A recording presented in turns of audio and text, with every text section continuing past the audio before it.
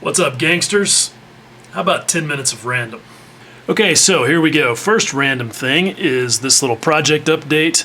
I've been slaving away on the Bruff Superior project, and I have finally gotten both of the wheels done, and what an ass whipping that was.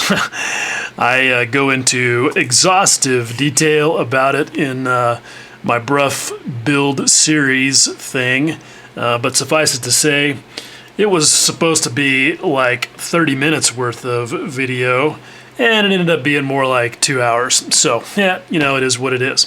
I've also got the front end sort of done. Those parts are all just temporarily glued together, but I kind of had to do that as part of the process of getting the wheels right, which is all explained in the full-length segment. But what it came down to was this front wheel was wrong, because the only conclusion I can come to is that the fixture that Model Factory Hero made for building the wheels is incorrect for the front wheel, but it is what it is. Moving on, one of the things that I've done while working on that project that I feel super smart about is I got these plastic containers. I'm sure this is like one of those yeah duh things for a lot of you guys, but I got like 2 of these for 12 bucks, and as you can see, they make fantastic little parts organizers, and that's going to be really good because this is going to be a long-term project. Yeah, while I'm looking over in that corner of the workbench, let's go back to this stuff that I talked about a couple of episodes ago. Yeah, when I was talking about it, I misspoke. I said rubber cement. I get it, not the same thing. I really did mean contact cement. I did not order the wrong stuff. Yeah, anyway, there, that should handle that. Speaking of things mentioned in the YouTube comments, this is kind of cool because I can sort of use this as a question and answer thing in a way. Somebody asks me to say more about UV glue, so I will. UV glue is basically a clear resin that is cured by ultraviolet wavelength light. It basically comes from the dental business. They use different versions of it when doing tooth repair, and I thought I still had some, but I do not. The most commonly available commercial brand of it is called Bondic, but Bondic is expensive and not necessarily the best. I found this stuff at a fishing supply, specifically the folks that sell fly tying stuff. I got 2 bottles. It comes with a standard, which is the thicker stuff, and a bottle of thinner stuff. The thinner stuff is not quite as thin as like ultra thin cyanoacrylate, but pretty close. And it included this UV wavelength flashlight, which is very cool, all for about 20 bucks. And I think the company was called River Runs, if I remember correctly. But when you compare that to buying Bondic, like you get one little Bondic thing with a tiny little LED for like 12 bucks or something. It's pretty expensive. So you can find off brands of it.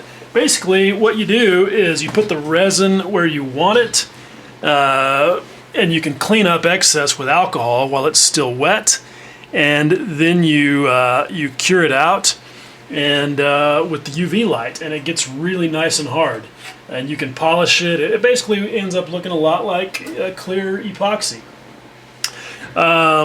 Here's another random thing I just noticed. I got some cool stuff the Grex guys want me to try out. This is the 0.3 millimeter fan spray cap, and that'll be interesting. I have a fan cap on that I can use on my Iwata HPTH, but it has a 0.5 millimeter needle, so it'll be interesting to see how this works out.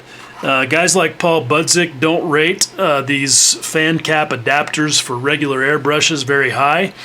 I have found them to be pretty useful. So I don't know, we'll see. They also sent me this handle, which my understanding is that it's supposed to be kind of custom moldable to your grip. So we'll see how that works out when I get to that.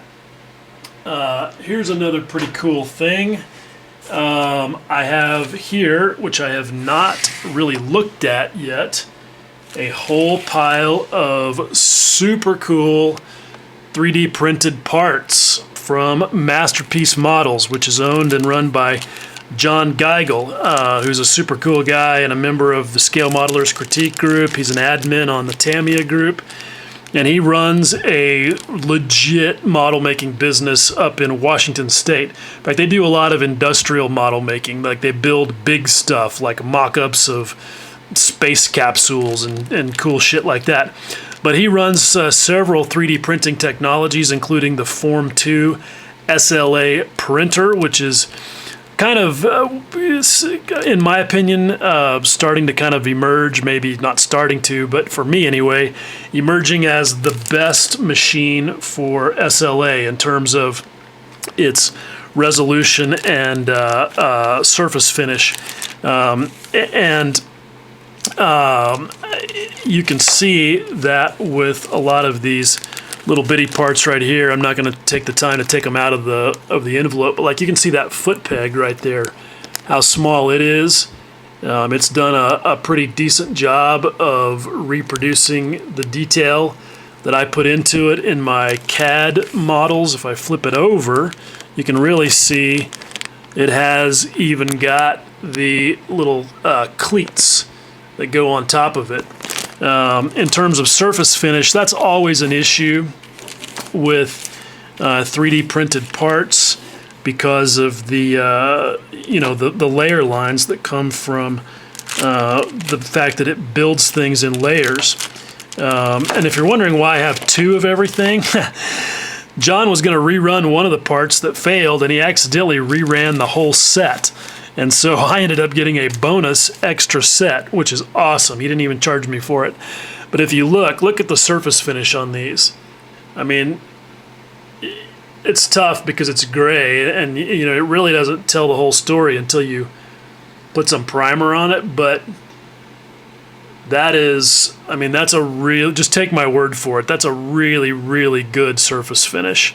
It's not going to take much, if any, work. This is the seat, and I'm probably going to end up putting some texture on that anyway. So I'm really excited about that. There's about 17 parts in there, I think. And yeah, expensive. I mean, it would average you probably 10 to 12 bucks per part. So for my little Honda 1/6 Monkey Custom that I'm built, that those are for, yeah, that's going to be a super expensive project. But I'm going all out on it. It's just one of those where it's a long-term project. I don't care how long it takes me. I just want it to be super awesome. So, spent a couple $100 on 3D printed parts that I designed myself. I'm okay with that. Okay, last thing is, again, going back to the comments, and I hope I can finish this in time. One day somebody said, hey, you accidentally let your address be seen in one of your videos, and I looked, and sure enough I had, and it was only for like 2 seconds, and I didn't worry about it too much until somebody else said something. And so then I went back in and I used the new YouTube editing feature to get rid of those couple of frames. But this is a good lesson in why you should be careful about stuff like that. Because one day I got this letter in the mail from Spain, and I was like, who is sending me a letter from Spain? Anyway, here is the letter. And I'll try not to, I guess I've already shown this guy's address, so I'll put my thumb, you know what, here I am, I'm doing it again. Okay, yeah, because I have, yeah. Okay, yeah, so a little bit of a rewind there. I don't normally edit these 10 minutes of random things, but this one is going to get edited because I was doing exactly what these guys were on me about. Anyway, here is the letter. Dear Mr. Pattison, first of all, I would like to apologize for this intrusion on your privacy.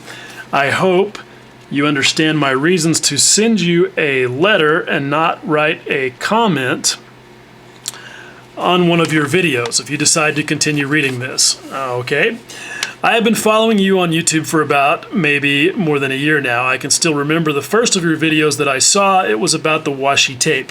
Apart from the very interesting matter of the masking tapes and the cheap substitute for the Tamiya one, the way you talked about the point was so cool and funny that caught me up. Well, that's really nice. From then on, I have been looking anxiously forward to your videos. I find them very informative about modeling tools and techniques, and I love the scientific way you perform your tests and comparisons. I also have a degree on engineering on the field of the naval architecture, even though I have never worked on a shipyard. As you very well know, life has its own plans for everyone. I am so tempted to try and read this in a Spanish accent.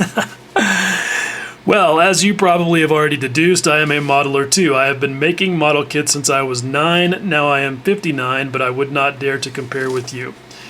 I am amazed with your ability to manage the paints and colors and the ways you have to cope with some problems using tools and resources that are not included in the usual arsenal of modelers. Example, the electroplating.